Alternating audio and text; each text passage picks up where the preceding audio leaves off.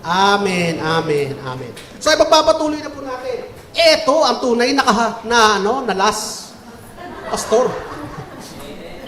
Ito ang tunay na last to the last talaga ng series natin. Ano series natin mga kapatid? God's wisdom for your question. So, ito po ay kuha sa mga tanong na pinadala ninyo sa ating GC, yung mga hindi pa natin naunawaan, gusto niyo magkaroon ng kaliwanagan tungkol sa biyaya. At ito po ay sinasagot natin. At ngayon nga po, nasa huli na tayong katanungan.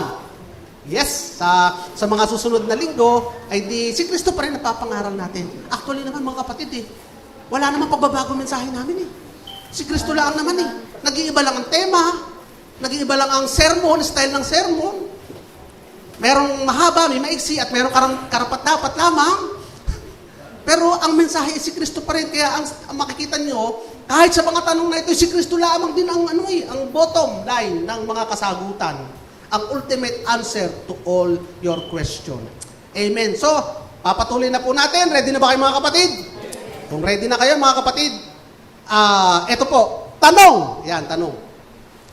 Kung ang dividing line po para paghiwalayin ang luma at bagong kasunduan ay ang kamatayan ni Kristo Jesus, ibig po bang sabihin, natin ng konti, ibig po bang sabihin na ang mga katuruan ni Kristo mula sa aklat ng Mateo, Mark, Luke at John ay magiging shadow din lang ng lumang kasunduan at hindi na ituturing na batayan ng mabuting pamumuhay? Yan ang katanungan. Sasagutin po natin yan at katanungan na yan sa pamamagitan ng, kaya nga po ang title natin ay sa pamamagitan ng, ting! Pakita mo title kapatid. Title. Yan. Sa pamamagitan ng light of the finished work. Sa pamamagitan ng lente o ng ilaw ng tinapos na gawa ni Kristo. Pwede rin sabihin natin sa pamamagitan ng kamatayan ni Kristo. O sa pamamagitan ng krus ni Kristo. O sa pamamagitan ng dugo ni Kristo. Ang lahat ng kasagutan ay titingnan natin sa pamamagitan ng liwanag na dinudulot ng yang bang tanong na yan ay sinagot ng ginawa ni Kristo sa krus.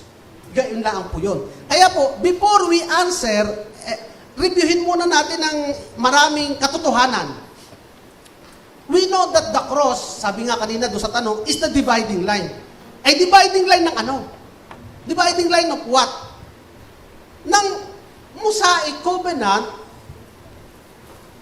para sa mga Israel at ng New Covenant para sa ating lahat. Kasi mga kapatid, dividing line ng Mosaic o yung law ni Moses para sa mga Israel at ng New Covenant kung saan tayo ngayon ay nakapabibilang para sa ating lahat. Dividing line of what? Yung po yun. Na ano po ba yung law of Moses? Review lang ito mga kapatid. Alam na natin lahat. Pero for the sake ng mga manunood at sa mga bago, of course, na yung law of Moses, God treats man according to their obedience sa kanilang pagsunod or disobedience sa pagsuway sa kautusan ni Moses. Yun ang pagtrato ng Diyos according to their obedience or disobedience. While sa New Covenant, it is according, we are treated differently. Ibang-iba. Bakit? Because it is according to the obedience of Jesus Christ. Obedience of the Son. So kung if you put your faith on the Son, God will treat you with favor. Kasi nag-obey ang anak sa Ama. And God rewards obedience. At ikaw ay nanampalataya kay Kristo, hindi sa obedience mo, kundi sa obedience ng anak. Therefore, God treats you with favor. God treats you with blessing, with unconditional love. Yan po ang ginagawad sa atin ng Panginoon. At no cost sa atin. At no payment from us. And no sacrifice required from us. Kaya it is no longer an agreement between God and man. In the past, yung sa Mosaic Covenant, it's an agreement between God and the people of Israel. If they obey, they will be blessed by God. If they will disobey, they will be cursed by God. But now, sa New Covenant, it is between the Father and the Son. Between God and Jesus Christ. And Jesus Christ obeyed and fulfilled all the requirements for the Father. Therefore, He is blessed forever. At tayo ngayon, by faith, nakikinabang lang. By faith, parapakan natin ang Panginoon. By faith, we are just the recipient of that favor. By faith, we are just the recipient of reward. Kaya nga, hindi natin kayang putulin o i-disregard ang new covenant because wala tayong partake, hindi tayo nag-partake doon sa performance. Hindi tayo kasali doon sa agreement. Paano wawasakin ng isang negotiation or agreement between two parties ay hindi ka naman kasama doon sa agreement ng dalawang party na yun. You are just the recipient, the benefit of the agreement of the two party. Sino yung nagkasundo na yun? Ang ama at ang anak. Amen, mga kapatid. Kaya, mga kapatid, kailan ba nangyari yun? When did it happen? When Jesus was crucified on the cross. Yun yung ultimate act of obedience ng anak. He obeyed the Father. Hindi siya nagkasala. He spilled His blood as a sacrifice to fulfill the law of the old covenant. And once it is fulfilled, it is finished. Kaya nga, it is finished. Kaya nga, it is finished work. Because He fulfilled all the requirement for our salvation. And the new covenant was established to take effect from then on until when? Forever. Yun ang may forever. Amen, mga kapatid. So it will take effect from then on to forever. Kaya nga, so the dividing line ay hindi lamang dinivide yung Bible. Kasi mga kapatid, okay ba ang aking sound? Yung dividing line, hindi lang dinivide yung Bible. Dinivide doon ang human history. Mga kapatid, because the death of Jesus on the cross of the finished work, because of that, nothing passed from the old to the new. Mga kapatid, walang makakalampas from the old type, from the old system, from the old man, to the new system, to the new covenant, to the old new man, to the new promise, to the new heaven and earth. Walang makakalampas doon. Dadaan lahat sa cross. Dadaan lahat, sasalain lahat sa finished work ni Jesus Christ. Sasalain lahat sa dugo ni Jesus. So you cannot pass information from the old to the new. Kung di dadaan doon, ipipilter muna ni Jesus. Ipapacheck mo muna yan bago yan makalampas sa new covenant. Dadaan muna sa cross. Maintindihan natin later on, mga kapatid yan. So, hindi po lamang ito naghihiwalay ng New Testament at Old Testament, ang kamatayan ni Kristo, kundi napakalaking significance sa buhay natin ngayon, mga kapatid. Hindi lang buhay natin, buhay ng buong mundo. Sa lahat ng tao, nung ginawa ni Kristo sa cross. Kaya nga, pati relasyon natin, paano tayo tratuhin ng Diyos, pati nga yung tabing na nagse-separate between God and man, doon sa templo na wasak, signifying that there is no more boundary, there is no more border, there is no more hindrance between God and man. Mga kapatid. Kaya po, pinaghiwalay lang ba ang aklat ng Bible, ang resulta ng pagbaba ng anak? Tandaan niyo, mga kapatid. Paghihiwalay lang ba yung Bible? Ang anak ng Diyos, napakasarap ng pwesto, bumaba sa lupa. Naging tao, nabuhay bilang mababang klaseng tao. Hindi siya naging hari ng buba. Karpintero siya, pinanganak sa sabsaban, hindi sa hospital na maganda. Hindi nagkasala sa kabila ng panunukso ng demonyo at ng masamang taong nakapalibot sa kanya. Siya ay napagod, napagod, nauhaw, nagutom, nagalit, naghirap, natulog sa bagyo. Nagdanas ng napakabigat na pagdurusa, napakabigat na pasanin patungo sa krus. Dumanas ng kahila-hilakbot na kamatayan sa krus. And yet did not sin. Muling nabuhay at bumalik sa langit. Ano nga kaya ang epekto nito? Anong epekto na ito sa atin? Abay! Malaking epekto nito sa atin, mga kapatid.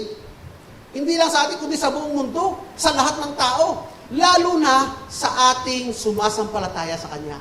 Amin, mga kapatid, lalo na sa atin. May malaking pagbabago sa buhay natin. Sabihin nyo nga, may malaking pagbabago sa buhay ko.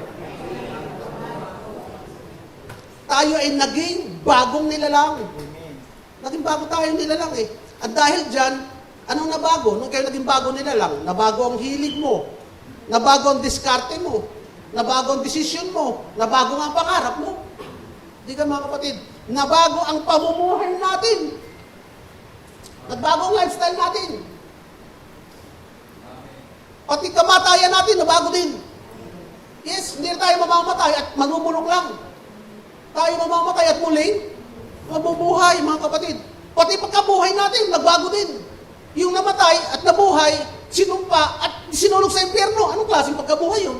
Pero tayo ay mamamatay, mabubuhay, pagkatapos bibigyan ng pwesto, mansyon sa kalangitan. Ang laki ng pagbabago, mga kapatid. Bakit kaya may malaking pagbabago sa atin? Kasi nga dito, for I no longer lives, sa Galatians chapter 2, verse 20, for I no longer lives, but Christ lives in me. Ang buhay natin na bagay. Bakit? Hindi na pala ako nabubuhay eh. Ang luma palang pagkataon patay na. Sino ngayon na nabubuhay? Yung bagong buhay na, sabi nga dito, it is Christ living in us. Si Kristo mismo ang nabubuhay sa akin eh, mga kapatid. So, hindi para sa iyo ang mga kataga at mga babala ni Jesus para sa mga makasalanan. Kasi hindi na ikaw yun eh. Bago ka na nga nilalang, si Kristo na nga nabubuhay sa'yo. Paano magiging para sa iyo yun? Kasi nga si Kristo na nabubuhay sa iyo. Mga kapatid. So since bago na ako, yung mga lumang salita doon sa Biblia, even sa Mateo, Mark, Luke, and John, patungo, pangako, utos, sumpa ng Diyos para sa lumang nilalang. Sino yung lumang nilalang? Yung mga makasalanan. Yung mga galing sa anak ni Adan ay hindi na ngayon para sa atin. Bakit? Sapagkat bago na ako nilalang eh. Hindi na ako lahi ni Adan, ako ngayon ay anak na ng Diyos. So, malaking pagbabago, mga kapatid. Ito pa, mga kapatid. Ito pa, malaking pagbabago. Mga pagbabagong ginawa ni Kristo sa krus. Pag binasa natin ng Biblia, daanan lang natin, alam naman natin ito eh. Pero para lang ma-recall natin, ma-reminisce natin, at ma-meditate natin, before the cross, mga kapatid, bago ang cross, kasi nga kung ang dividing line is the cross, dapat makita natin ano yung mga kondisyon before the cross. Before the cross, ano ang nagte-take effect? Yung old covenant, yung kautusan. Pero after the cross, ano na? The new covenant. Kasi ginawa na yung obsolete, yung lumang covenant, yung lumang tipan, obsolete na. Because of the cross. Yung old covenant requirement, pinulpil na ni Kristo eh. Kaya nga, pag napulpil na, meron pa? Wala na. Kaya nga, old covenant, padadaanin mo kay Kristo. Pinulpil na ni Kristo. Ano mangyayari? Lalampas pa ba? Hindi na. Kasi napulpil na ni Kristo. Kaya nga, pinipilter natin. Ang cross, ang filter natin. Doon sa luma, papunta sa bago. Before the cross, yung mga Israelites ay blessed. Before the cross, yung old covenant, next, kapatid. Next. Before the cross, hindi yung we. Israelite yun. Hindi we were blessed when we obeyed. Israelite yun. Wala tayong covenant. Wala tayong covenant before the cross. Before the cross, the Israelites have the covenant. Before the cross, the Israelites were blessed when they obeyed. And they were cursed when they disobeyed. Sa Deuteronomy chapter 11, verse 26 to 28. Yan, nakasulat dyan, mga kapatid. Hindi ko nababasahin. Because of the cross, dahil nga dito sa cross, tayo ngayon ay blessed. Paano nangyari? Because Jesus obeyed. Kita niyo mga kapatid, the filter. Yung tao, cursed when they disobeyed, blessed when they obeyed. Pero nung pinadaan mo kay Kristo, hindi na epekton. Bakit? Christ obeyed. So yung cursing, wala na sa atin. Because this one obeyed, we are now blessed forever. Kasi mga kapatid, that is how, palakpakan natin. That's how you filter. Filter the old to the new. Nakasulat yan sa Ephesians chapter 1 verse 3 and Galatians 3:13. Sabi doon, Christ redeemed us from the curse of the law by becoming a curse for us. Sino daw naging sumpa para sa atin? Christ. So kung may sumpa pa rin na sinasabi sa'yo, uy, may sumpa ka, padaan mo kaya sa tinapos na gawa ni Kristo, may sumpa ka pa ba? Ay, ang sabi dito Christ has redeemed us from the curse. Paano ngayon makakalampas dito yung curse? Kinuha na lahat ni Kristo ang curse. Guys, mga kapatid, kaya ikaw ngayon dito, na nandito na sa New Covenant, wala ka ng curse. Amen. Napakalaking pagbabago. Kaya pag minabasa ka sa Bible na sinasabing, curse is curse, curse, hindi para sa atin yun. Bakit? Kasi yung curse nasa cross na kay Kristo na. That's how you filter. Amen, mga kapatid. Before the cross, the Israelites forgave in order to be Forgiven by God. Sabi nga sa Matthew chapter 6 verse 14, ayan, nasa Mateo na tayo. Mateo chapter 6 verse 14, sabi kasi sa turo ni Kristo tungkol sa nagtatanong na kung paano manalangin, ang sabi doon ay, patawarin mo kami kung paano namin pinatatawad ang mga nagkakasala sa amin. Pwede mo bang dalhin yun? Yung pagpapatawad na yun. Samantalang patawarin mo kami kung paano, malaking bagay yun, mga kapatid, kasi hindi ka sigurado nagpapatawad. May mga kasalanan na pinatawad mo, kuno. Pero sa loob mo, gusto mo pa rin sakalin pag nakikita mo. May mga sabi mo lang pinatawad, pero gabi-gabi tuwing natutulog ka, sinasaksak mo yung tao nakagawa ng kasalanan sa iyo. Hindi tunay na pagpapatawad. Paano ka papatawarin ngayon ng Diyos? Kung gayon ang klase ng pagpapatawad mo, di ibig sabihin, sabi lang ni Lord sa salita, pinatawad kita, pero pagdating mo sa langit, sasaksakin kita. Ganun ba? Hindi. Kasi, ngayon sa atin, sa New Covenant, ang pagpapatawad ay, nagpapatawad tayo dahil tayo ay pinatawad na ng Diyos. Amen. Basahin natin sa Colossians chapter 3:13. Forgive as the Lord forgave you. Tayo mga kapatid ay nakapagpapatawad dahil tayo ay totally pinatawad na ng Diyos. Kaya ngayon, pag kami sabi ko, ako'y kailangan humingi talaga ng tawad dahil ako'y siguro hindi patatawadin ng Diyos kasi hindi ko mapatawad itong si Anthony. Hindi ko mapatawad. Kahit siya humingi ng tawad, hindi ko mapatawad. Naku, siguro hindi patatawadin ng Diyos, papadaanin mo ngayon sa krus. Ano ang sabi? Tayo ay pinatawad na ng Panginoon sa pamamagitan ng krus. Sa pamamagitan ng dugo ni Jesus, tumanggap tayo ng total forgiveness. Sa pamamagitan ng dugo ni Jesus, inalis yung ating kasalanan, pinatawad ang ating mga kasalanan. At kung nagkakasala ka pa, pinatatawad pa rin ang kasalanan mo sapagkat ang dugo ay patuloy na naglilinis sa iyong mga kasalanan. Kaya ngayon naririto ka, wala ka ng kasalanan. You have been totally forgiven. Not because of your forgiveness, hindi dahil sa pagpapatawad mo, kundi yung pagpapatawad na iginawad ng Diyos sa atin. Biyayang pagpapatawad. Amen mga kapatid, biyayang pagpapatawad. Sabi din, yung old before the cross, God was distant, unapproachable. Naku, hindi ka makakalapit sa Diyos. Kailangan mo ng priest, kailangan mo ng intercessor, bago nga mga Israelita makalapit sa Diyos. At pag tumapak lamang sa bundok na banal ng Mount Sinai, they will be judged, masusunog sila. Kahit nga mga hayop, no one can approach God. Kailangan ka bang kumuha ng high priest? Kailangan yung priest mo ihanda mo. Kailangan magseremonyas ng napakaraming high priest. Siguraduhin niyang siya karapat dapat lumapit, pumasok doon sa templo. Kung hindi, siya mamamatay. Ganong kalayo, ganong ka-distant. Kaya nga meron tabing sa templo na nagse-separate from God and man. But dito sa New Covenant, because of the cross, sabi nga, the veil was torn. Sabi ng Ephesians chapter 19, verse 12. Before the cross, God was distant and approachable. After the cross, because what Jesus has done for us, because of the blood, Ephesians 2:13. But now, in Christ Jesus, you who once were far off had been brought near by the blood of Christ. Amen. Ikaw na malayo ay inilapit sa Diyos sa pamamagitan ng dugo ni Jesus. Kaya sasabihin mo, hindi ako makakalapit sa Diyos eh. Sabi ng Bible, ako'y malayo sa Diyos. Sabi ng Gospel, ako'y malayo sa Diyos.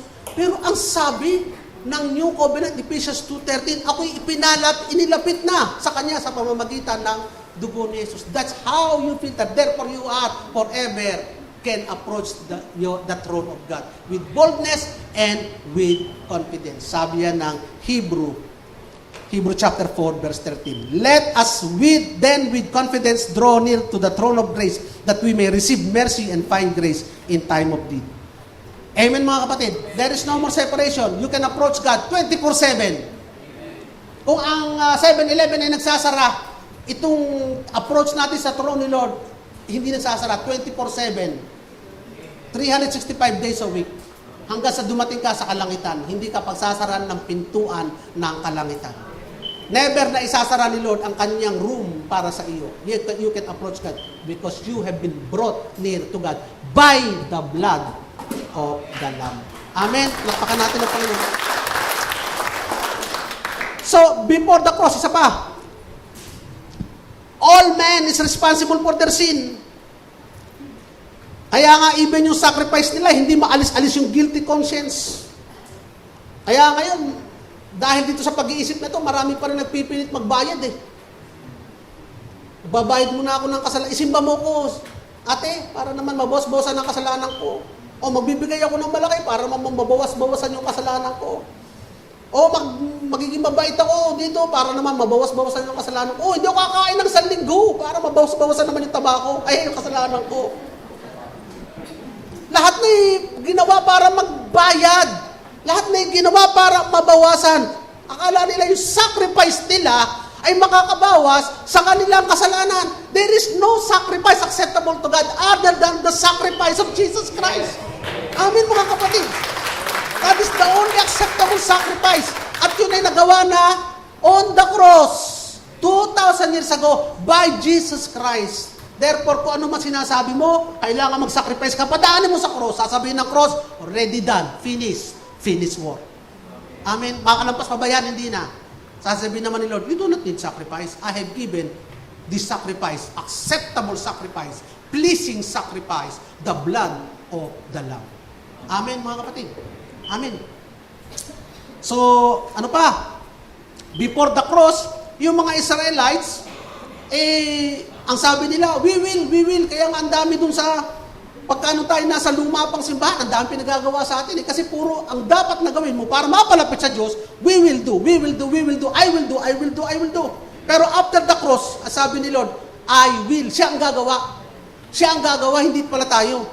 Before the cross, ang utos sa kanila ay do, gawin mo. Pero after the cross, ano sabi ng Panginoon? It's already done, it's done, because already finished work. Amen. Finished na eh. Lahat ng kailangan mo para sa kaligtasan, it's already done. It's finished. Kaya wala ka nang dapat gawin. Ano na lang ang kailangan natin gawin, mga kapatid? John 6:29. All that needs to be done by us is what? John 6:29, mga kapatid, pinagkada natin last week, napakaganda ng turo, is to believe in the one God sent. And who is that? Sino pinadala ng Panginoon? His Son, Jesus Christ. That is the only work that we need. At work ba naman yun? Talaga bang trabaho yun? Mga kapatid, kailangan, trabaho ba talaga yun? Yung to believe? No. It's just faith. Faith in the Son of God. Yun lang ang kailangan natin, mga kapatid. So, because it's now done, it is finished work. Naintindihan niyo, mga kapatid? Amen. Before the cross, yung bago ang cross, yung righteousness was demanded from sinful man. Kailangan mo maging righteous. Makasalanan ka na nga, sinasabihan ka pa, maging matuwid ka. At hindi mapagpala. Makasalanan ka na nga, sasabihin ka pang, maging matuwid ka. I demand righteousness from you. Imposible yung magawa. Nakasunod siya sa Deuteronomy 6:25. Pero, after the cross, righteousness is freely given to us. Hindi na demanded sa atin ng righteousness, iginawad na. Hindi ka hinihingan ng righteousness, ibinigay sa iyo ang righteousness. Romans 5:17. More will those who receive the abundance of grace and the free gift of righteousness reign in life through the one man, Jesus Christ. After the cross, we have been given righteousness. Amen, mga kapatid. Before the cross, ito, Adam's sin meant condemnation from all men. Mano mo kasi yan eh. Romans 5 verse 18, but because of the cross, there is now no condemnation to those who are in Christ Jesus. Wala nang condemnation. So, the cross is the filter. The finished work is the light. Yan ang nagpapaliwanag, yan ang nag-aalis ng hindi para sa'yo, hindi para sa'yo. Ano? The finished work. The light, the cross, the blood of Christ, the death of Christ. Yan lahat ang magpapaliwanag ng malabo at magbibigay sa iyo ng dapat lamang na para sa iyo. Kaya ngayon, mga kapatid, going back to the question, balikan natin ang question. Itatapon na lang, malinaw na po ba, kapatid, yung pagsiseparate natin? Going back to the question, itatapon na lang ba yung buong aklat, yung 4 gospel? When we look at Matthew, Mark, Luke, and John, alam natin, mga kapatid, na marami sa teaching na ito ay ginawa before the cross. Pero there were also teaching after the cross. And even after His resurrection. So, hindi mo pwedeng basta baliwalain na lang lahat ng itinuro ni Jesus before the cross. Pero dapat mo ring alalahanin na may mga bagay na sinabi specific. Number 1, para sa mga Hudyo na nasa ilalim ng kautusan. May mga bagay naman na ginawa niya para tuparin at tapusin ang kautusan. So, which is which? Kaya hindi pwedeng lahatin na i-reject, hindi rin pwedeng lahatin na tanggapin. Hindi bulto. Kasi mga kapatid, ay, Matthew, Mark, Luke, and John, itapo na daw. Kasi before the cross. Pero hindi pwede yun. Pero hindi mo rin pwede sabing Matthew, Mark, Luke, and John. Atin lahat. Hindi rin pwede yun, mga kapatid. Ito, tandaan natin mga kapatid, merong Hudyo, merong Hentil, meron namang unsaved, at meron ding saved, mga kapatid. Kaya meron siya salita para sa mga Hudyo, meron siya salita para sa mga Hentil, meron siya salita para sa mga unsaved, meron din siya salita para sa mga saved. Kaya ito ay para sa mga Hudyo. Yan ay para sa mga Hentil. Yan naman ay para sa church. Hindi labo-labo. Hindi mekos-mekos. Hindi sama-sama. Kumukulay pula. Pag nabukasan kasi ng gospel, kulay pula. Yung salita ni Jesus, sasabihin niya, lahat ng pulay para sa akin. Yun ang paniwala ko nung araw eh. Kaya pag pula, akin yan. Hindi pala. Kasi mayroon talagang sinasabihan si Jesus. Kaya nga yung pinag-aralan natin last week, yung sa Matthew chapter 7, yung sinasabi doon na, away from me, evildoer. Kulay pula yun. Sa atin ba yun, mga kapatid? Hindi. Kasi hindi naman tayo evildoer. Tayo ay mga holy and righteous doer. Mga kapatid. Kaya kailangan malaman natin. Ikaw ay banal na. Napakalaking contradiction kaya. Yung sasabihin mo, ay kulay pula yan, akin yan eh. Pero nakasulat, away from me, you evildoer. Tapos sasabihin mo, ako righteous. Sasabihin mo, you will never leave me nor forsake me. Sasabihin mo, you have brought me near to the throne of grace. By the blood of Christ, you have reconciled me. Pero sabihin mo, away from me, you evildoer, aba, maluloko ka, mga kapatid. Kaya maraming nalilito eh. Kaya maraming lito, dahil dyan. Nakikibasa ka kasi sa sulat na hindi naman sa'yo naka-address. Tama, mga kapatid. Sabi nung, mahal na mahal kita, sabi nung nagpadala ng sulat, ikaw si Mario, ang nakapangalan din, Luisa. Mahal na mahal pala ako. Hindi ikaw yung mahal na mahal niyan. Si Luisa ang mahal na mahal niyan, hindi ikaw. Kita niyo mga kapatid. Kaya nga sabi doon sa Lucas chapter 5, verse 36 to 38. Buksan natin ito mga kapatid. Anong basa natin mga kapatid? You cannot put new wine in old wineskin, or else the wineskin will burst and spill the wine. Hindi mo pwede ikang ilagay ang bagong alak sa lumang, nung araw wineskin, kasi sisidla ng alak, ngayon bote na eh. Nung araw sa wineskin, kasi pag nag-shrink yun at naglagay ka ng bagong alak, ma-stretch yun, puputok yun. Ay parang sinasabi niya, hindi nyo pwede paghaluin yung old covenant sa new covenant. Hindi mo pwede i-apply yung old covenant sa bagong katuruan. At hindi mo pwede isiksik, pilitin ang bagong katuruan ng new covenant ni Kristo doon sa lumang sistema ng Old Covenant. Ano mangyayari? Puputok, mawawasak, magkakalito-lito.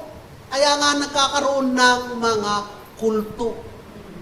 Amen mga kapatid. Ganon din, hindi pwedeng itahi a new piece of cloth with the old clothes, for both clothes will be torn. Ewan ko lang, hindi ako sanay sa ganito, hindi ako familiar dito eh. Yung itatahi mo yung bagong tela doon sa lumang damit.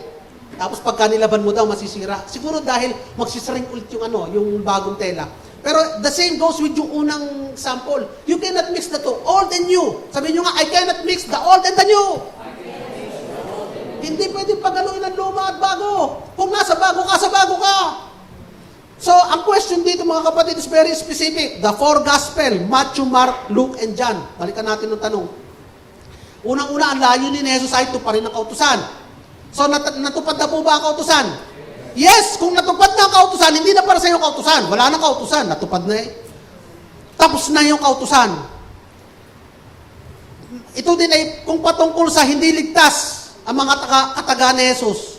Kung ito'y para sa mga hindi ligtas, ito ba'y para sa iyo? Hindi, kasi ligtas ka na. Amin mga kapatid. Kung patungkol ito sa bayan ng Israel, para sa iyo ba ito? Ay hindi, para ito sa bayan ng Israel. Napakalinaw na hindi para sa ito. Alin ngayon ang atin?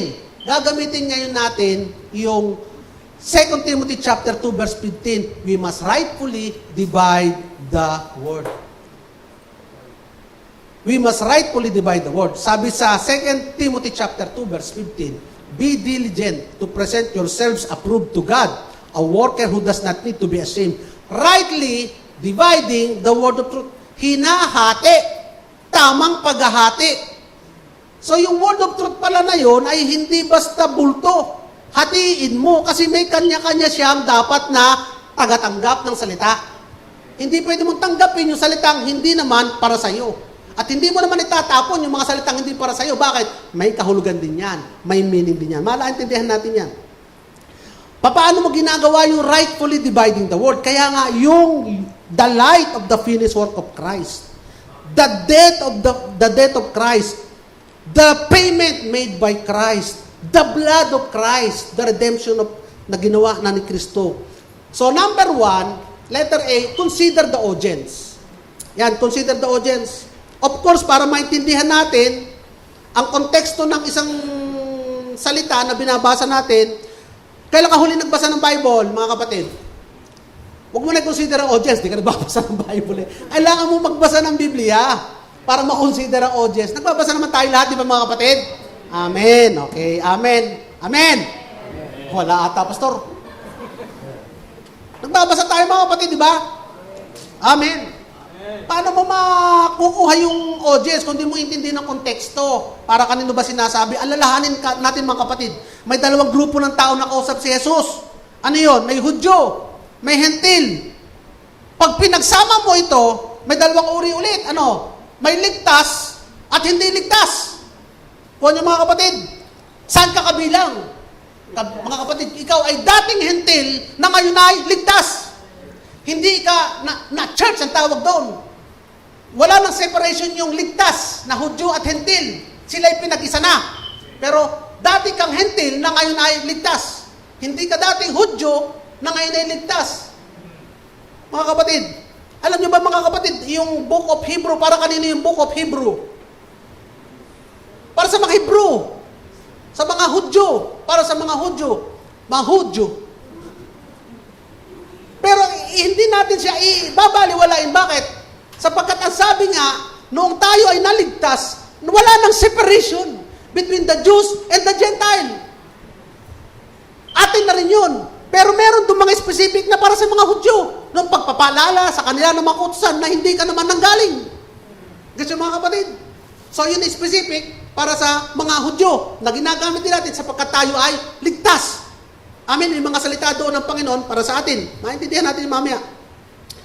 At kung paano sinulat ang Bible, there are many people, mostly Jew, na nasa ilalim ng kautusan.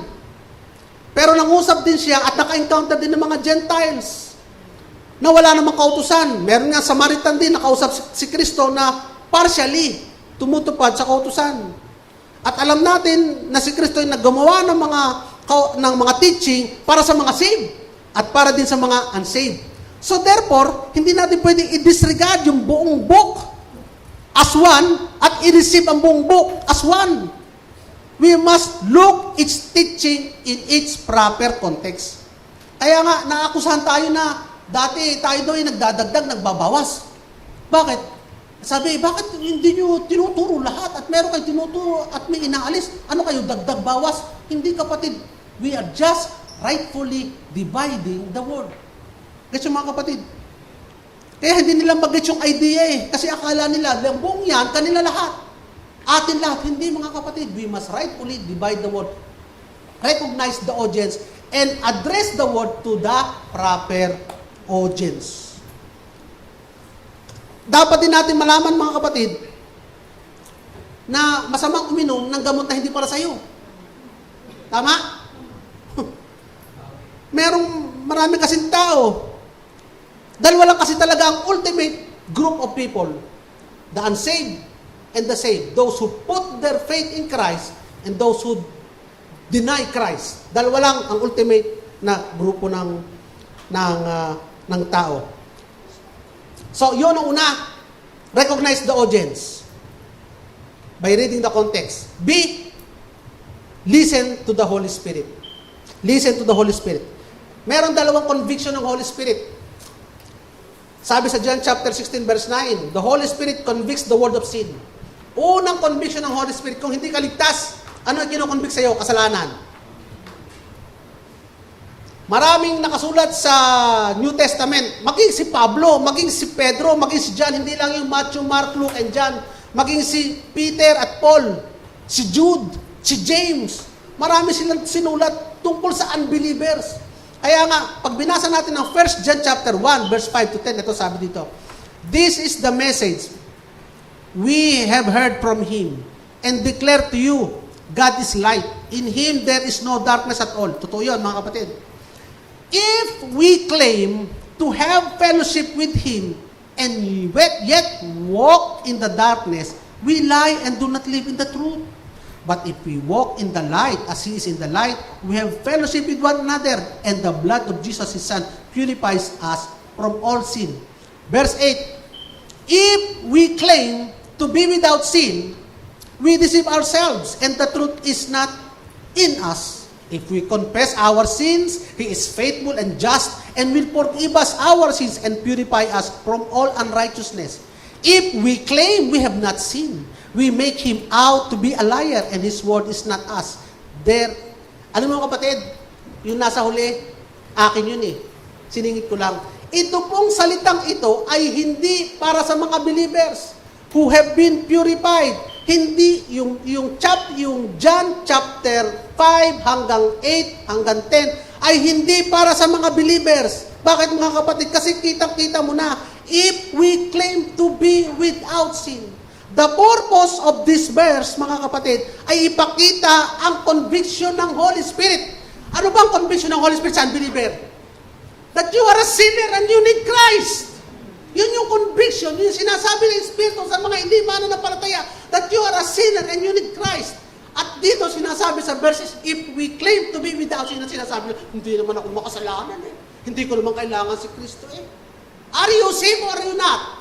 You are not saved, therefore, ang purpose nga ng Holy Spirit is to convict you of your sins so that you will call unto God and be saved. So that makikita mo na kailangan mo pala ang Panginoon upang ikaw ay maligtas. Kaya nga po, yung verse 8, merong verse 9 dahil may verse 8. Ano yung verse 9? If we confess our sin, He is faithful and just and will forgive us our sins and purify us from all unrighteousness. Kasi nga, yung verse 8, if we claim to be without sin, ito kasi mga tao, ito ayaw nilang tanggapin na sila ay makasalanan. Kaya ang sabi ni Kristo doon, sabi ni John doon sa verse 9, if we confess our sin, He is faithful and just to forgive our sins and cleanse us from our unrighteousness. Ikaw ay makasalanan, therefore just confess your sin. God will forgive you and cleanse you from all your unrighteousness. Yung ganun kasimple po mga kapatid yun. The verse 9 is there because there is a verse 8 na ang mga tao, they claim to be without sin. So therefore, they are not saved. They are unbeliever. But tayo mga kapatid, nung tinanggap mo si Kristo, sabi mo, Lord, ako po isang makasalanan, mapapahamak kung wala ka. Anong sinabi mo? You have confessed that you are wicked and sin and going to hell kung wala siya. And that, anong ginawa ng Panginoon? He cleansed you. He forgave you sin. He cleansed you from all your unrighteousness. Therefore, now, you are saved, cleansed forever. Amen mga kapatid. So ngayon, hindi ka na araw-araw humihingi ng ano, Lord, patawadin mo ako, Lord, patawadin mo. Hindi na araw-araw. Once you are saved, hindi mo na kailangan gawing araw-araw na humingi ng tawad because you have been cleansed forever, forever, forgiven. Amen. Kaya yung iba kinuha ito out of context. Kinuha yun, sabi, if we confess our sin, He is faithful, just forgive our sins. Hindi naman masama. Pero out of context, ano ba ang konteksto? Para sa unbeliever ito eh. Na ayaw tanggapin sila yung makasalanan. Pero ano ginawa ni Kristo? Pinatawad na tayo. Filter is the cross. Hindi mo pwedeng dalhin itong katuruan ito dito. Bakit? Pinatawad na tayo ni Kristo sa cross. Amen? In the light of the finished work of Jesus Christ. Amen mga kapatid? Nakuha niyo mga kapatid? Yun yung conviction ng Holy Spirit. Pangalawang conviction ng Holy Spirit. The Holy Spirit convicts believers of their righteousness. John chapter 16 verse 9. Kaya nga, hindi na tayo kailangan ma-remind ng ating shortcoming. The Holy Spirit convict you of your righteousness. Pag nagkamali ka, sinasabi ng Holy Spirit, banal ka kapatid, hindi mo dapat ginawa yan kasi ikaw ay banal. Ang nagko-convict sa'yo na kayo makasalanan ay si Satanas. He is the accuser of brethren. Anong banal-banal? Ayan! Anong banal-banal na sinasabi mo? Ayan ka, ayan ka, ayan ka. O, tingnan mo kautusan ko, bawal daw. Ay, ginawa mo? Sino yung accuser ng brethren? Si Satanas. Eh, yun ang lagi natin pinakikinggan eh. Pero ano ang conviction ng Holy Spirit kapag ikaw ay ligtas, mga kapatid, ang kinukonvict sa'yo ng Holy Spirit, ikaw ay ligtas, ikaw ay banal. Mabuhay ka ng may kabanalan. Kaya mo yan because na ako, Holy Spirit, nasa sa'yo, ako kikilos sa'yo. Sabi ng Holy Spirit. Yun ang conviction ng Holy Spirit. When we fail, the Holy Spirit will not condemn us. Kaya nga, no more condemnation eh. Those who are in Christ Jesus, there is now no more condemnation. Ano niriniman niya sa atin? Righteousness. At tayo ay iniingatan din ni Jesus. Jude chapter 24. Na tayo anak din ng Diyos Ama. Galatians chapter 4:6. Na ang pag-asa natin at ang ating kaligtasan ay secure and firm. Hebrew chapter 6 verse 19. O yan ang kinoconvict sa atin mga kapatid. Kaya when we mistake, hindi ka i-condemn ni Jesus. Instead, He defend us. 1 John chapter 2 verse 1. And teaches us to say no to ungodliness. Siya nagtuturo sa atin para tayo umayaw at hindi gumawa ng mga unrighteousness. Sa Titus chapter 2 verse 12. So, ano conviction ng Holy Spirit? Kung ikaw ay hindi pa saved, pag binasa mo yung Bible, ang conviction na babasa mo ay kinukondem ka. Hindi ka saved. Yun ang dapat na matanggap mo kasi that is the conviction of the Holy Spirit sa mga hindi saved. Pero ikaw ngayon naligtas na kapatid, pag nagbasa ka ng Bible, ano dapat makita mo? Affirmation, assurance of love, assurance of your salvation. Bakit? Because this one assured us of everything. Amen.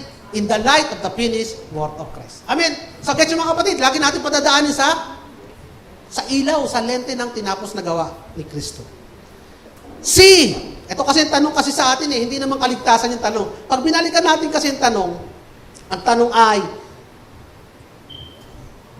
ituturing na batayan ng mabuting pamumuhay. Hindi naman kasi sinabing kaligtasan. Kaya nga, sasagutin natin siya ayon sa kanyang tanong. The law, ang sagot, the law is not our moral guide. Meron tayong preaching noong nakaraan, mga kapatid, balikan nyo na lamang. The law is not our moral guide. Kaya hindi kaligtasan ang tanong, kundi moral guide. Yung mabuting gabay sa pamumuhay. Pero ano ba yung napag-aralan natin? Sino ba ang mabuting gabay? Di ba Holy Spirit, ang ating mabuting gabay? Sabi nga ng John chapter 14 verse 2, but the advocate, the Holy Spirit whom the Father will send in my name. Sino daw? The Holy Spirit will teach us all things and remind you of everything I have told you. So sino magtuturo sa atin ng mabuting gabay, mga kapatid? The Holy Spirit. At napag-aralan din natin, mga kapatid, that the law is not our moral guide. Nung nag-decide ka ba na isuko ang iyong addiction, naghanap ka ba sa law para isuko ang addiction mo? Hindi di ba kinonvict ka lang ng Holy Spirit? Nung nag-decide ka na putulin ang maling relasyon, hinanap mo ba specific sa verse? Hindi alam mo meron doon. Pero hinanap mo ba para talikuran? Hindi nakonvict ka lang ng Holy Spirit na talikuran nito. Tinuruan ka ng Holy Spirit. Nung tumulong ka sa gawain sa bahay, mga kapatid, mga bata, nakabasa ba kayo sa Ten Commandments?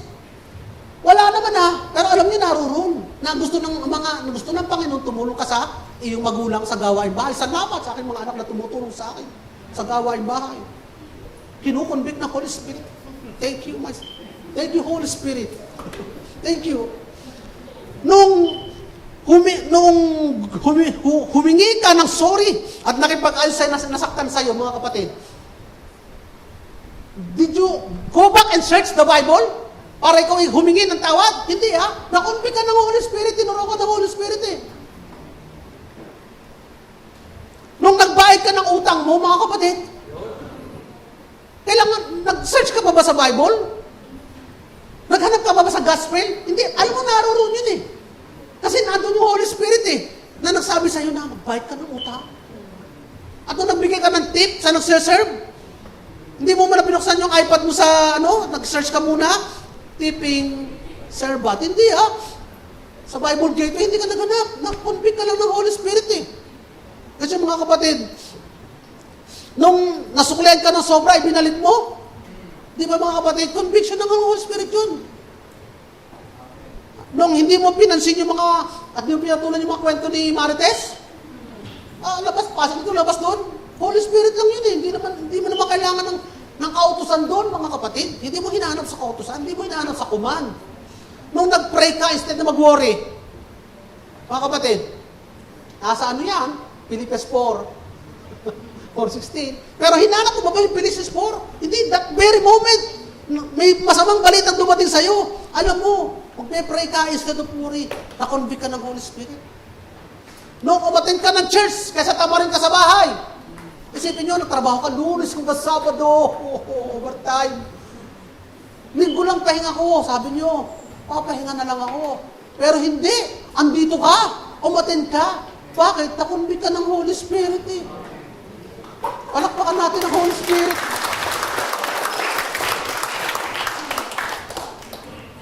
Nung nag-desire ka na gumawa ng mabuti at tama, hinanap mo pa ba ng lahat ng yan na sinasabi sa Biblia o dahil may Holy Spirit nagbigay sa iyo ng desire na gawin yun dahil pinaalala sa iyo na ikaw ay banal na at ito ang ginagawa ng mga taong banal. Di ba ganun mga kapatid? Kaya nga sabi ng Galatians chapter 5 verse 16, so I say, walk by the Spirit and you will not gratify the desires of the flesh. We are saved. We are filled by the Holy Spirit. We walk according to the Spirit. Amen mga kapatid.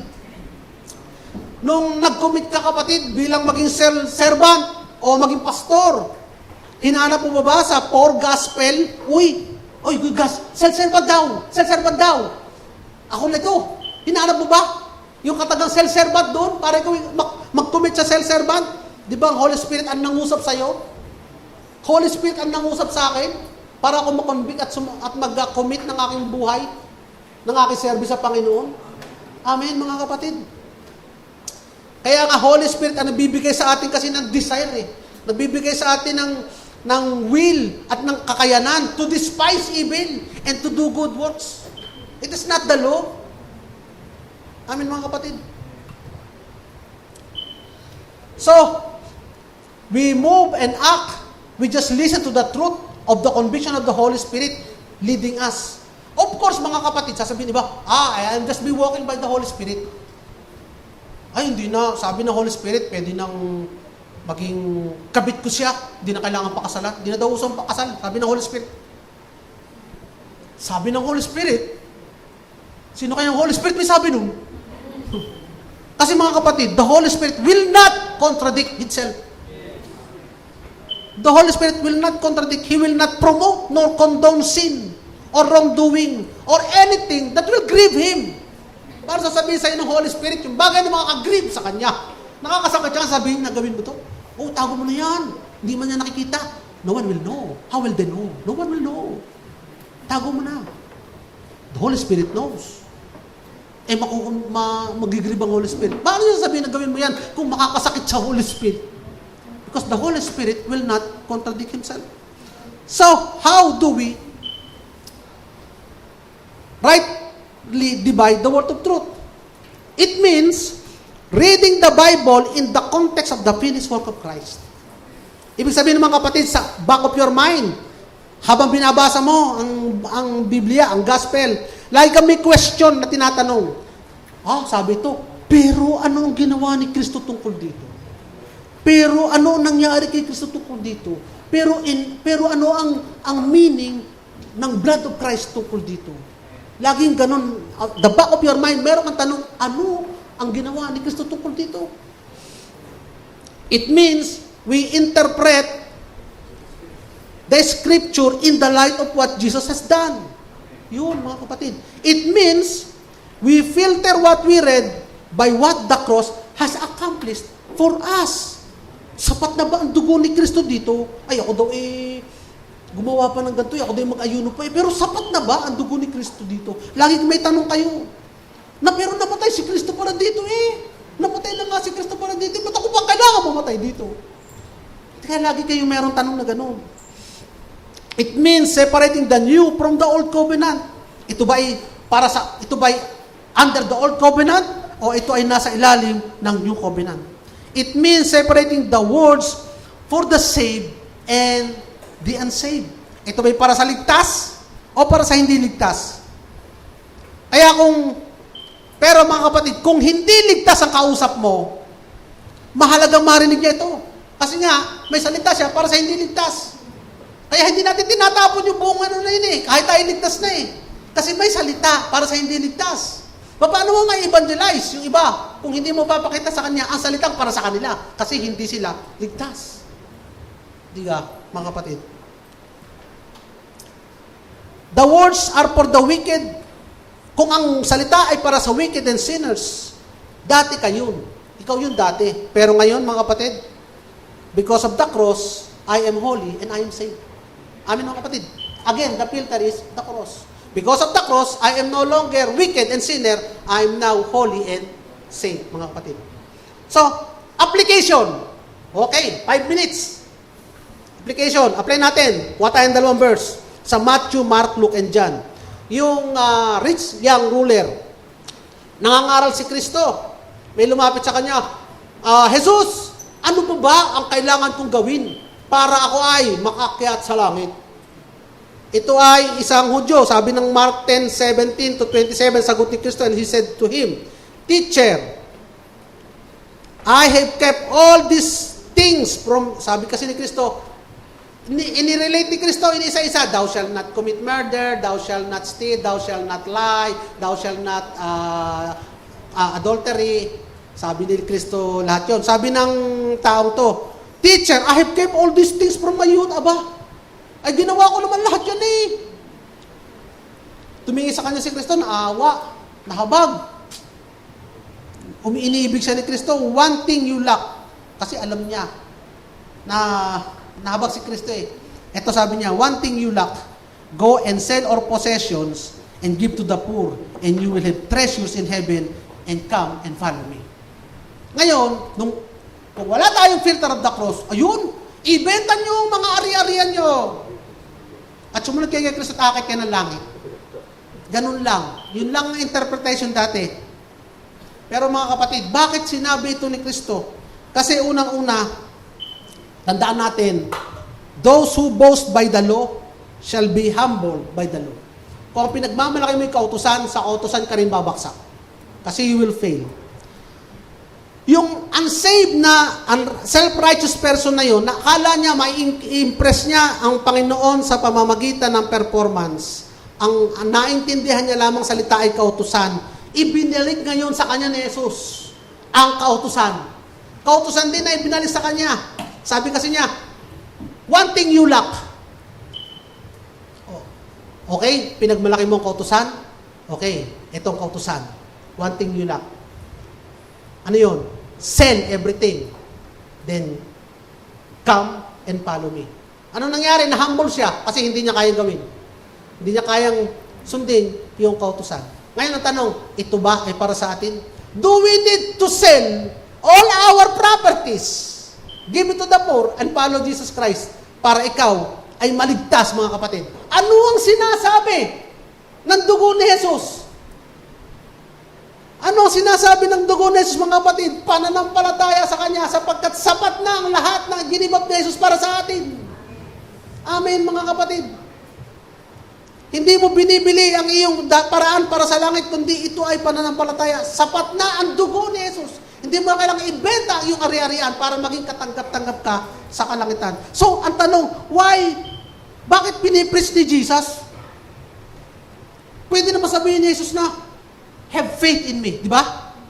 But yun ang sinabi ni Jesus, na kailangan isil mo pa at come and follow me. But i-relate pa niya yung kautusan. Kasi nga sila ay people under the law. At yun lang ang alam nila, yung kautusan. Yun lang ang pinagmamalaki nila. Yung they proudly present themselves sa people who obey the law. Pero pinakita sa kanila ni Jesus yung karumalduman na sitwasyon nila. Alam po natin, mga kapatid, na ang kautusan, hindi ito standard para makarating ka sa langit. It's not the standard to live up to, but it is a mirror to reflect your fault. Amen, mga kapatid. The law was not given to help you overcome sin. Hindi ka nagiging banal sa pamamagitan ng kautusan, mga kapatid. The law was given for sin to overcome you. Aba, ay di kayo yung sin ay nagkaroon ng kapangyarihan noong because of the law. Ano nga, Pastor? Romans yata? 1 Corinthians. Yung mga kapatid, the law was not given for you to overcome sin. It is given for the sin to overcome you. So bakit ito ginawa ni Jesus? Alam naman natin siya ay gracious King. Alam naman natin siya ay Diyos ng biyaya. Ba't kailangan niya i-preach yung law? Ito mga kapatid, because some people will never appreciate the good news until they hear the bad news. Hindi mo ma-appreciate yung good news hanggang di mo narinig ang bad news. Ano yung bad news? Pinakita ni Kristo ang kanyang hopelessness, ang kanyang kawalang pag-asa, ang reality na siya ay doomed. The bad news is that he who relies on the law is doomed. The bad news, it is impossible for man. But the good news, it is possible for God. Amen? The bad news, it is impossible in man's way. The good news, it is through God's way. Amen, mga kapatid. Kaya nga, ito pa, sabi ng Matthew chapter 5, verse 20, unless your righteousness, bad news ito surpasses that of the Pharisee and teachers of the law. Isipin niyo yun, kaya niyo ba lampasan yung kabanalan ng mga Pariseo at teachers of the law? You will certainly not enter the kingdom of heaven. Sad news yun. And unless you surpasses the righteousness of the Pharisee who teaches the law, you will never enter the kingdom of heaven. But the good news is 2 Corinthians chapter 5, verse 21, he who knew no sin became sin for us so that we might become the righteousness of God in Christ. Not only that you surpasses the righteousness of the Pharisees of the law, you are already the righteousness of God in Christ. Your righteousness is the same that of Christ. Amen, mga kapatid. Kaya nga pagka out of context talaga, hindi mo ginamit ang lente ng tinapos na gawa ni Kristo Kaya nga, sinong makakakit sa langit? Kasi sabi ni Kristo, it is easier, sa verse 25, it is easier for the camel to enter the eye of the needle than for the rich man to enter the kingdom of God. Wala na makakakit ka sa kalangitan. Mas madali pa ikaw pumasok ang kamelyo sa mata ng karayom hindi, posible ba gayon? Imposible. Di lalo naman naka-imposible for the rich man to enter the kingdom of God. Kaya masama maging mayaman. Huwag kayo magiging mayaman. Kaya meron mga kulto kaya tinuturo ay maging mahirap. Kasi masama ang maging mayaman, hindi ka makakakit sa kalangitan pag kinuha mo out of context wala naman sinabi dito na it is impossible for the rich man, wicked rich man. Hindi mo sinabi wicked rich man it is impossible for the rich man na hindi nagbibigay sa Diyos. Hindi naman General, rich man. Problema yan. Kasi ako yung rich man. Di ba tayo, Pastor, rich man tayo? Rich man tayo because by His Christ's poverty, we became rich. Kaya ako yung rich man. Hindi ako makakakit sa kalangitan. Ayan ang problema, mga kapatid. Kasi nga, out of context, mga kapatid, ganito yun. Na tayo na tumawag kay Kristo, the one who calleth upon the name of the Lord will be saved. And already transferred in the kingdom of light. Colossians chapter 1, verse 13 to Romans 10:13. So mga kapatid, yung teaching about this, mga kapatid, nasaan na ba ako? Bakit niya sinabi? Unless he recognize the bad news, he will not appreciate the good news. Yun. And it is not for us. Bakit, mga kapatid? Pagkat tayo ay mga ligtas na. Amen, mga kapatid? Nandun na tayo sa kaharian ng ating Panginoon. Hindi na tayo dadaan sa mata ng karayom. Tayo ay already there in the kingdom of God.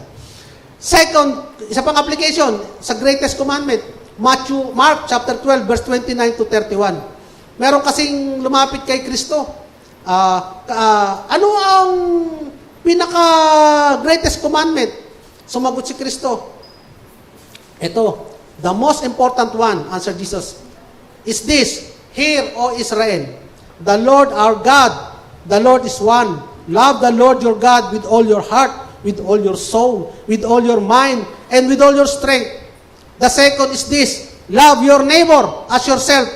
There is no commandment greater than this. Ayan.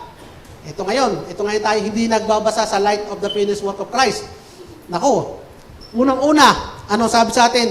Recognize, sino kausap niya? Sino kausap ni Kristo dito? Balik mo yon, verse kapatid. Ayan o. Sino? Hear, O Israel!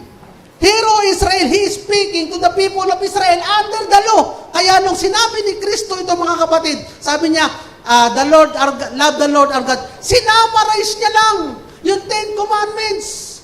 Yung loving God is yung commandment number 1, thou shalt have no other God before me, thou shalt not before to any graven images or man-made images, thou shalt not speak the name of God in vain. Tapos doon sa number 4, thou shalt respect the Sabbath. Inompress niya lang yun sa love God eh. Loving God with all your heart, with all your soul, with all your mind. At yung loving your neighbor, yun yung commandment number 5 hanggang 10. Yun yung respect your parents, yung thou shall not commit murder, thou shall not commit adultery, thou shall not lie, thou shall not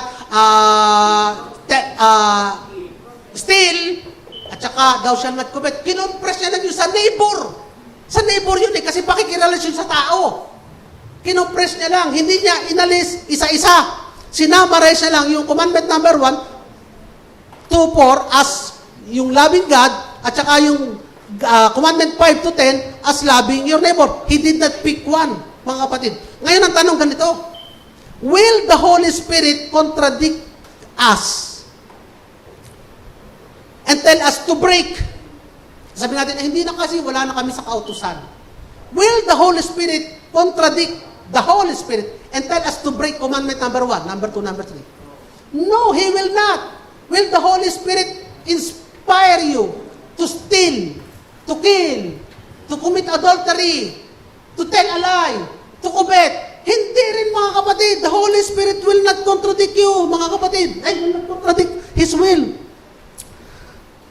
Pero yung number 4, mga kapatid, ano yung commandment number 4? Sabbath rest. Ang iba kasi, ang pagkakala nila sa Sabbath rest, ay doon ka magpupuri, sasamba sa Panginoon. Mga kapatid, sasabihin ba ng Holy Spirit na huwag kang sumamba sa araw ng Sabado? Hindi. Sasabihin ba ng Holy Spirit, huwag kang sumamba sa araw ng Lunes? Hindi. Biyernes? Hindi. Lahat ng araw pwede ka sumamba. Ang pagkakamali doon sa iba, yung Sabbath, ginawa nilang pagsamba. Hindi. Ang Sabbath meaning is rest. Pahinga. Ang ibig sabihin noon, pahinga, wala kang gagawin. Ngayon sasabihin ba sa iyo ng Holy Spirit, araw ng Sabado, huwag kang gagawa kahit ano. Huwag kang magtatrabaho. Hindi sasabihin ng Holy Spirit, pagkat hindi na para sa atin yung number 4 na Sabbath. Bakit? By the cross, Jesus is our rest. Jesus is our Sabbath. Lahat ng kailangan natin gawin para sa kaligtasan, tinapos na ni Kristo. Ginawa na niya, kaya tayo ngayon, magpapahinga na lang sa tinapos na gawa ni Kristo. Amen! And that's how you pass everything to the finished work of Christ. And that's how you read the gospel through the lens of the finished work of Christ. Kasi mga kapatid, kaya yun eh. Kaya sinama rin sa kasi ang kausap niya ay Israel. Pero bilang tayo nasa bagong tipan, mga kapatid. Unang-una, mga kapatid, balikan natin yung sinabi ni Kristo, thou shalt love the Lord with all your heart, with all your mind, with all your soul, and with all your strength. Yung pang mga unsaved, yung mga hindi ligtas, will they love God? No. They hate God. No one can love God except if God loved him first. No one can love God unless he is saved. No one can love God unless the love of God is given and put upon his heart to love him back. Walang makaiib sa Diyos kung di muna siya minahal ng Panginoon. At pangalawa, yung loving your neighbor. Sabi ni Kristo, love your neighbor as yourself. Mga kapatid, no one can love your neighbor unless the Holy Spirit gives you the desire and the will to act. Mga kapatid, doon sa gusto ng Panginoon, and what that is, to love others, mga kapatid. At sabi nga kanina, ang tanong kasi bilang moral standard. Bilang moral standard, basahin nga natin ulit yun. Bilang moral standard, anong tanong mga kapatid? This command is not contradicted in the new covenant. Yung command na love God with all your heart, with all your soul, with all strength. Love your neighbor as you love yourself. Pinadaan mo sa krus. Hindi to kinontradict sa new covenant. Instead, itinaas pa nga, inelevate pa nga, kasi sabi sa John chapter 13 verse 24, so now I'm giving you, disciples, a new commandment. Love each other just as I have loved you. You should love each other. By this, everyone will know that you are my disciples if you love one another. Yung kanina, love your neighbor as you love yourself. Pagdating mo dito sa New Covenant, love others as Christ loved you. Mas mataas pa nga ang kondisyon.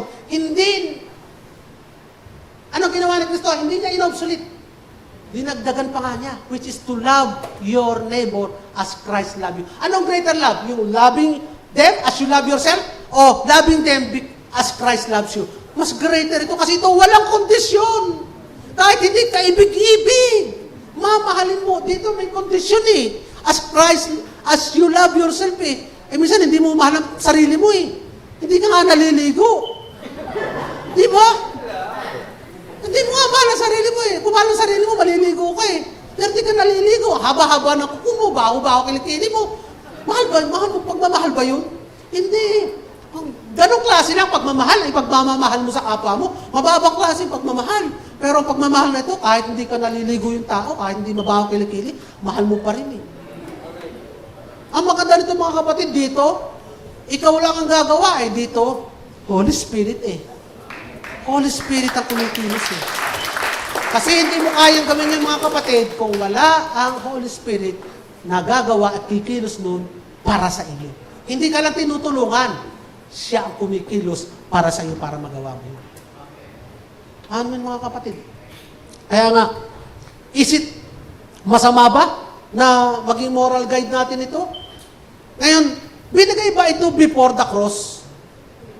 In time, panahon, kung ang pag-uusapan ay period. Yes, binigay ito before the cross. Hindi pa namamatay si Jesus, sinabi niya, during the time of, Last Supper eh. Binigay niya yung command na ito eh. Pero, it continue, yung command na ito. Kasi inintroduce niya, ito ang bagong command na sa New Covenant. Ito ang command na nasa New Covenant na gagawin nyo at tayo ngayon mga kapatid ay nasa New Covenant. So this is the command for us. Ngayon mga kapatid, yun lang. Ang pangit ang ending eh. Parang Game of Thrones eh. Pangit ang ending. Mga kapatid, to answer the question, kita niyo mga kapatid, padaanin niyo lang sa lente na ginawa ng Kristo. To answer the question, ano nga yung tanong ulit mga kapatid? Pakita mo nga, kung ang dividing line, ipaghihiwalay ng luma at bagong kasunduan, ay ang kamatayan ni Kristo sa krus, ibig po bang sabihin na mga katuruan ni Kristo mula sa aklat ng Matthew, Mark, Luke, John, ay magiging shadow na lang? Shadow, tama siya. Na lang ng lumang kasunduan at ito ang sasagutin natin, hindi na ituturing na mabuting batayan sa ating pamumuhay mga kapatid. Kapatid, hindi lamang yung gospel, yung buong Bible, from Genesis, lahat, hanggang Malakay, hindi mo itatapon yan. Hindi mo itatapon yan, pero mga kapatid, babasahin mo yan sa pamamagitan ng light of the finished work of Christ. Lahat ng pagbasa dyan, titingnan mo muna kung yan ay dumaan sa filter na ginawa ni Kristo sa krus. Amen mga kapatid. Malinaw pa mga kapatid. Amen. Diyan po natatapos ang ating serye ng God's wisdom for your question. Thank you Lord. Hallelujah. Thank you Lord. Pinupuri ka namin Lord. Pinasasalamatan. Salamat po sa umagang ito na yung pagsama sa amin sa pag-aaral ng iyong salita. Thank you, Lord God, na ang aming pong mga kaunawaan ay nagkaroon, Lord God, ng kalawakan. Lalo kaming naging malawak sa pangunawa ng iyong biyaya po, Panginoon. Lord God, ng iyong pong sakdal na pag-ibig sa amin po, Panginoon. At Lord, thank you, Lord God, na ngayon po sa mga oras na ito, Lord God, ang amin pong diwa, ang aming puso ay nagse-celebrate po, Panginoon, dahil alam namin na ang mga salita mo ay buhay para sa amin lahat. At ikaw, kapatid, na nanonood ngayon, nakikinig at sumusubaybay sa aming broadcast ngayon, kung ikaw ay hindi paligtas, may salita ang Panginoon para sa iyo. Ito ang sabi niya, na manampalataya ka sa Kanya. Tanggapin mo siya bilang Panginoon tagapagligtas. At ngayon din sa oras na ito, isusulat niya ang pangalan mo sa aklat ng buhay. Kung paanong ang kasunduan is between God and Jesus. And it is the promise of God to Jesus that whosoever call upon the name of Jesus will be saved. It is a promise to you. Tumawag ka sa pangalan ni Jesus bilang Panginoon at tagapagligtas. Inaanyayahan kita sa isang maiksing panalangin. Panginoong Jesus, ako po ay makasalanan na mapapahamak kung wala ka. Salamat na lamang po. Ikaw na Diyos ay bumaba sa lupa. Nabuhay na walang kasalanan. Namatay sa krus. Inalay iyong dugo bilang kabayaran sa aking mga kasalanan. Makalipas ang 3 araw, ikaw ay nabuhay na muli. At nung nabuhay ka po, Panginoon, umakyat ka sa langit. Kasama mo ring nabuhay ang bagong pagkatao. Bago nilalang na namumuhay sa akin na ayon sa katuwiran at wangis mo. Kabanalan mo po, Panginoon. Salamat po, Panginoon, sa pamamagitan ng iyong dugo, ako'y pinatawad mo. Sa akin lahat ng kasalanan, nagawa, ginagawa at maaring magawa pa. At salamat po sa iyong pagkabuhay, na buhay din ang bago nilalang na sumusunod sa iyo. Pinupuri kita at pinasasalamatan sa pangalan ni Jesus. Amen. Lord, kilala mo po ang kaluluwang yun. Kilala mo po, Panginoon, ang taong yun na sumampalataya sa iyo. Salamat po sa iyong salita. This is the turning point of his or her life, O Panginoon, as your son and your daughter to experience the blessing and favor that comes from you as a result of the covenant between the Father and the Son. So we give you praise, we give you honor. In Jesus' name. Amen. Amen. Thank you. Nadako po tayo sa